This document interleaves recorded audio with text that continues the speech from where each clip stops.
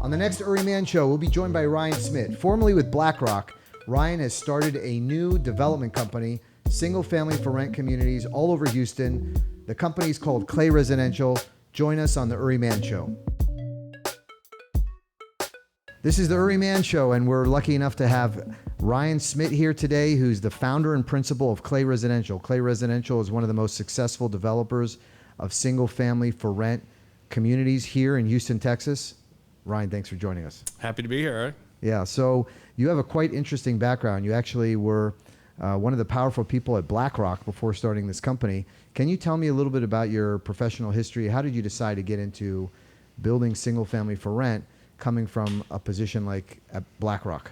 Yeah, sure. So I've spent most of my career in institutional real estate investment, investing in office properties and shopping centers. Apartments has been or traditional multifamily has been a big part of that investing history. And so there's a natural connection to single family rentals. You know, professionally managed, purpose-built communities have a lot of parallels to, Class A multifamily. And so lots of experience in that space.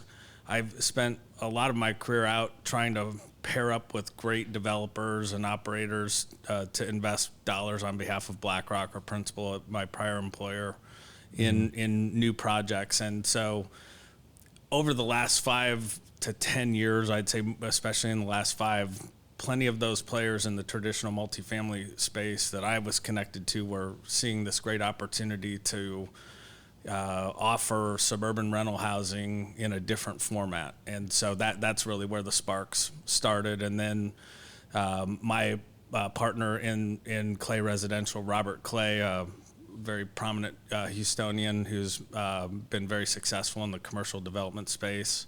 He and I had done business together in while you're at Blackrock? While Blackrock, and started that connection when I was still principal back in the mid-2000s. But about 5 years ago, he and I put our heads together and realized that we were both very interested in pursuing a single-family rental strategy. So Robert and I came together, started the company a little over 3 years ago, and brought in a partner about a year ago, Mickey Pizzatola, a gentleman who you know, and we're really firing on all cylinders here, candidly, for the first time in our 3 years of existence here just in the recent past. So we're really excited about where we're positioned for the future. Well, that's great. So we'll talk about those projects. So just so we can understand, you were at Blackrock, and you're placing how much money in projects all over the country, or how much money were you responsible for putting it into income producing assets and things of that nature? Yeah, so the allocations available to us changed year in and year out depending on our Blackrock's client appetite. But in my career, I've been responsible for putting out $3.5 or $4 billion worth of equity into new transactions. Wow, $3.5 to $4 billion in equity. Yes. So those projects are, tens of billions of dollars. That's right. Yeah, and again, I was part of a team that was out deploying that capital, and we had a good amount of success. So when you're analyzing all these numbers, you're looking at buying income producing assets of all different types, and you see this opportunity that's becoming institutionalized, buying single family homes or developing single family homes that are purposely designed for renters. And that's the business that you're in now. Yeah, that's right. So there's been a big emergence of single family rentals being initially acquired, scatter site acquisitions, some really smart groups that were early movers, as far back as the early days in the post GFC era, where they were taking advantage of really low or really distressed pricing on single-family homes, buying a bunch of them in different places and bundling them together and figuring out a way to manage that disparate portfolio effectively. Our interest is not in that scatter site approach. We want to be the builder of these purposely designed and professionally managed communities with some scale of, our target is to have at least 150 homes in each of our communities, so we can pull off the service offering that we're targeting, which is top of market service. and you need staff in order to do that, and you need a scale of operations to be able to afford it. And so when you look at the landscape of single-family rentals and all of the players that have emerged, there's groups that are focusing on different points of the spectrum in terms of affordability, right?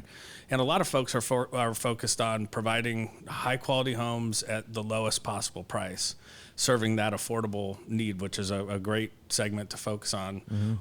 We care about affordability, but our broader focus is delivering, as I've already said, top quality service in a top quality home. Renters are not only looking for the lowest check rate, monthly check rate. They're looking for high quality homes in great locations, big amenities. And so, our first two communities are located in Lan Tejas master plan communities here in Houston. Lan Tejas has been an innovator in really recognizing the power of bringing in high quality rentals into their communities, where, it's been common intuition, I think, from a lot of folks, both MPC developers and just players generally in the space, that bringing rental homes into an MPC may not be a great thing, but I think we're proving that that's not the case. I think you are proving that. So master plan community developers who are typically building communities where homes are just for sale, right, are now realizing that adding a component of build for rent, the types of projects that you're building, it's like a feeder, because those people are renting homes. Then they decide, hey, I really love this community, I want to buy here. So it's a great way for people to put their toe in the water and learn about living in the community without buying a home, and having that carefree lifestyle where you're just renting and you don't have to worry about anything at the house, right? What kind of services do you provide to people that are buying those homes? Yeah, they're renting your homes. A full spectrum of service. We will take care of all yard maintenance, front and backyard mowing, as well as upkeep of exterior landscaping, and then anything inside the house, that the resident doesn't break. We will change light bulbs. Wow. We will change air filters, and we have a smart home package that comes standard in our homes, and we're now at the point where we're testing out allowing residents to sort of scale up from our base offering, to add additional features at their choosing. But really, you're offering people this incredible single-family home lifestyle, like they bought a house, that's almost carefree. So they don't have to worry. A lot of people, when they're thinking about living in a house, they are worried that they're going to have to take care of the roof, that the gutters are there's going to be flooding, there's going to all kinds of problems that they're going to face when they buy a house. That's right. So, but you give them the opportunity to have their own yard, their own house, live the dream of being in a single family home, kind of carefree. That is the goal. The lock and leave lifestyle is a term that's been coined in the industry. Lock and leave, yeah. Right. And so the resident, leave the issues or the worries of home ownership to us. You focus on your careers, your lives, your family, and that truly is our driving principle. If we get that right, we think that it's going to benefit us, our company, our investors, if we can pull off that basic value proposition for our renters. And I remember what I stumbled on earlier. When you look at, to your point of us being a feeder or an incubator of future long-term residents inside of an MPC, 60% of our residents in our first two communities are moving to Texas for the first time. Right. So these people are taking advantage of, a short-term commitment to us to test out, a municipality, an MPC, an ISD, to make sure that it's the right fit for them when, these people are moving from different parts of the country and experiencing Texas and Houston for the first time. That's amazing. So you really do offer a way for people to get there, to learn what it's like to live in a community for the first time, to move to a new place, makes it easy for somebody. They don't have the pressure of buying a house, and they can still be in the same school district. Tell us about the business. This business is not without risks.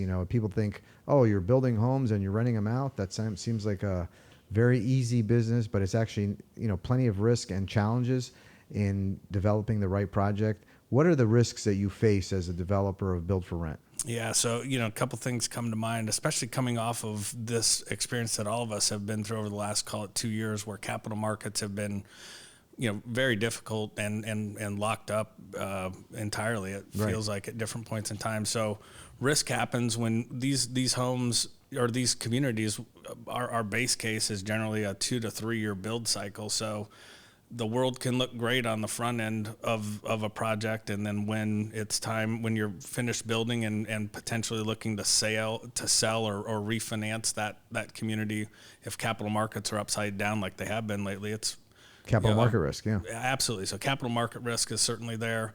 I would tell you one thing that resonates with me is execution risk. There's nothing easy about building homes, single family homes. That was probably a misconception that I had, having had exposure to office and industrial and traditional multifamily construction over the years. I assumed that coming into the single family home construction space, that would be an easier build exercise. I'm not saying it's rocket science, but No, it's got challenges. It has challenges, and if you think it's easy, that's a mistake out of the chute again. And I'm guilty of having made that, and I have a great appreciation now for just how smart you have to be with your preparation and team building, and building great relationships with trade partners and vendors.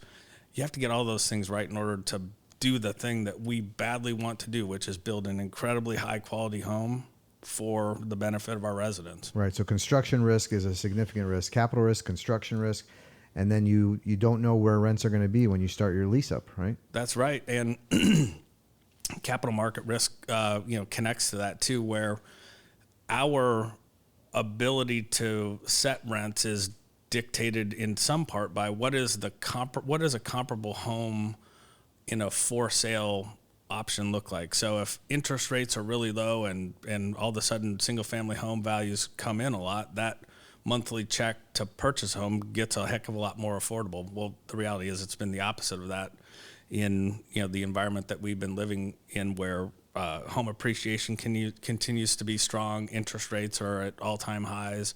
So when you look at our prospective resident who has the ability, and many of our residents have an ability to buy a house, they're choosing to rent for different reasons, and we can talk more about that. But today's math is you can rent a home from us at a much more affordable monthly check rate to the resident than it would cost them if they were to buy a house, factoring in current home values and really high interest rates. And real estate taxes, which are tremendous here in Texas. Sure, yeah. So, all those are factors. So you really do offer a tremendous value.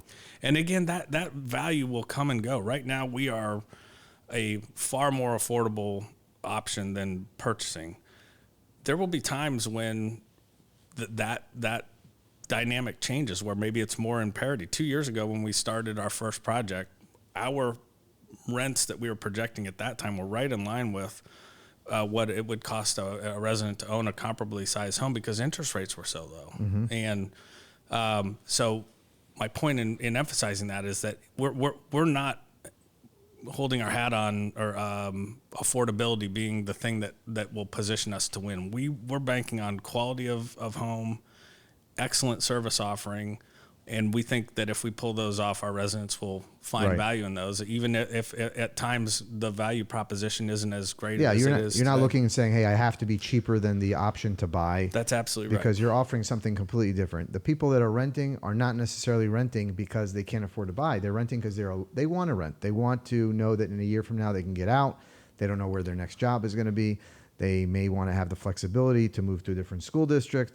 They want the option, and they don't want to put 20% down or whatever, to buy a home. So absolutely, and in Texas and in Houston, Texas, in particular, one of the fastest growing MSAs in the country, year in and year out, and Dallas and Austin, other target markets for us, with so much in migration of new families, new people starting new jobs. There are plenty of people, again, that have the financial wherewithal to purchase a home, but they're choosing for the reasons that you've touched upon.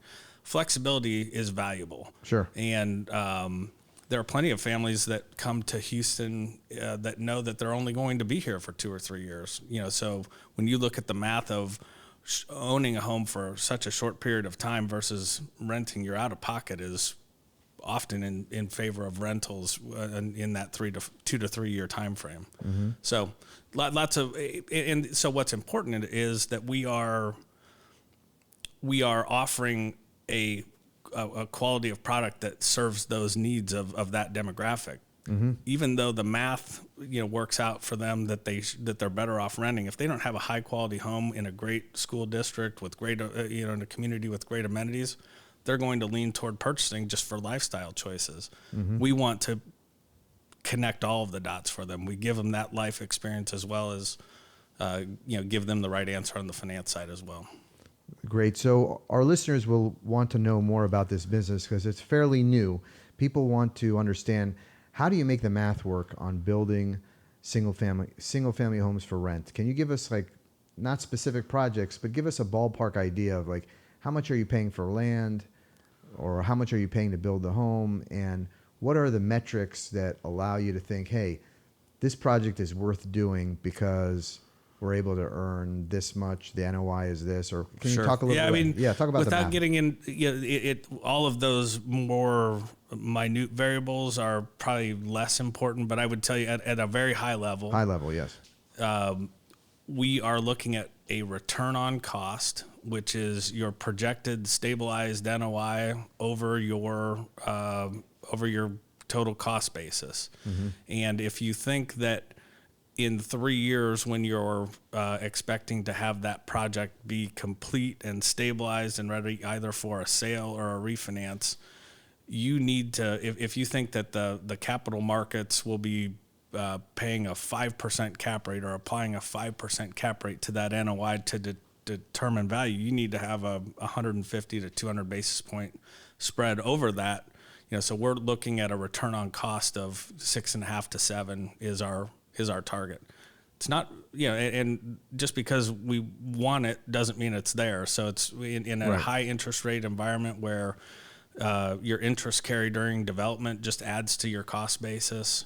Trying to find a 7% return on cost, at least for us over the last year, has been a fool's exercise. So, realistically, we think today's yields are probably in the mid sixes.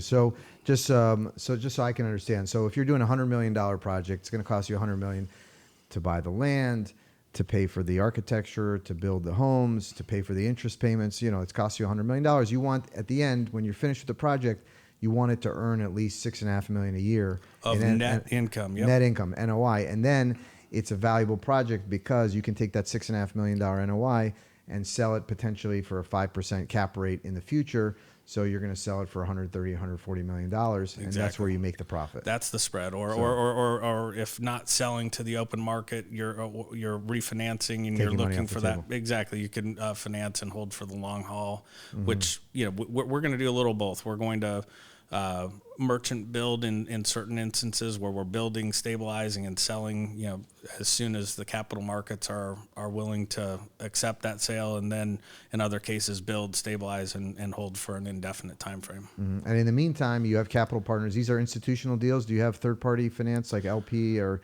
Our first two projects have been funded with in-house money. In-house money, okay. But given my history in the space or in the institutional world, we fully expect to tap into outside equity when the time is right. Candidly, we haven't had the need because the environment that we've been in for the last couple of years has been pretty challenging. I alluded to the fact that it's taken us a while to get our execution locked in to where we're pleased, and that's now happened. So we feel like capital markets certainly aren't ready, or they're not open yet, but I can see the light at the end of the tunnel, and we're starting to talk to more of those folks who are making plans to get active later this year, early next. So there's been a lot of media recently about the single family for rent business being more or less frozen for new deals because of the lack of capital, because of interest rates going higher. Is that true today? I mean, can you make a new deal in Houston, Pencil? Is it possible? Or is that still months or a year away before interest rates change? What does the outlook look like for new deals right now? Yeah, still, I would say we're still very squarely in this phase of deals being very difficult to pencil, and even if they do, there's not a lot of outside capital to bring into these deals. But coming from the institutional JV equity or institutional capital world, it's such a herd mentality, and all it takes is a couple of big name players to start making moves. The Blackstones, the KKRs, the Starwoods of the world. Right. the rest of the institutional pack looks very closely at some of those groups who have at least historically been early movers and smart movers in our space, and that's happening now. Right. And so, and it's not happening in mass, but there's the dam is starting to break in my opinion.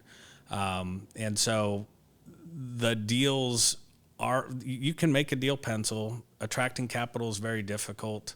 Neither of those things are easy. Making a deal pencil is still difficult. You have land developers and MPC developers who have enjoyed such a great run for these last several years with for sale housing being as strong as it has been. And so even with for sale housing slowing down like it has in the first, certainly over the last few months, it feels like the stats I'm tracking show that for sale housing is, or at least we're off to a slow start in 24.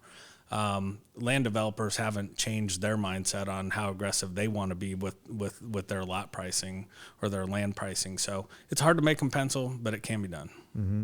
So I know you're a family man. I remember you have many kids. How many children do you have? I have six. Six kids. My wife right. Holly and I have 6 kids. That's right. So it's kind of serendipitous that you're in the residential business because you're a family man. You have a big family. And how did you end up making the jump from working in such a prestigious firm like Blackrock and then getting into single family? You're in one of the oldest businesses now, brick and mortar, building homes. Yeah, well, so I've always had the entrepreneurial itch, and I finally had the right ingredients were in place to go and scratch that itch with a great partner in Robert Clay, the namesake of Clay Residential, and also some great coaxing from my wife Holly. Oh, your wife, okay. Absolutely, to have the courage to go and pursue and try to make a good idea.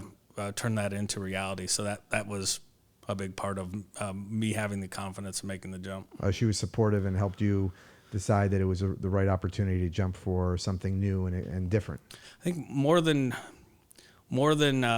necessarily sizing up the quality of the opportunity, it was more to say that that we all know that good ideas don't always work out, and her offering the support to say, hey, if things don't go well on this one, we'll be okay. And that was what I needed to know, that she believed in me, and that was a big deal.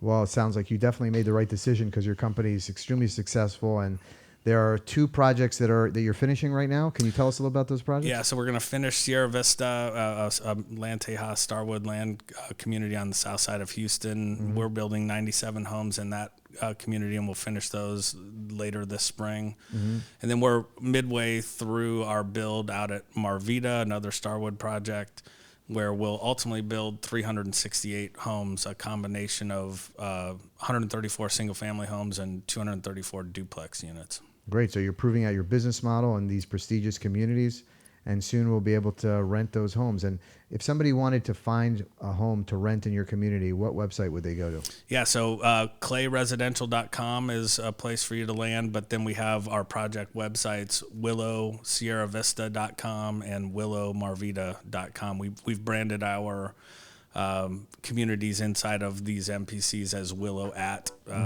Sierra Vista or Willow at Marvita. So willowsierravista.com and willowmarvita.com. That's right. Okay, great.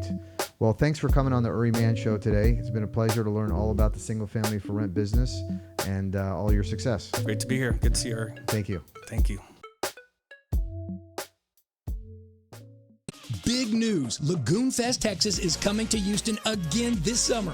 Lagoon Fest Texas is the largest summer beach event in the Houston area and will bring hundreds of thousands of happy families to Lago Mar.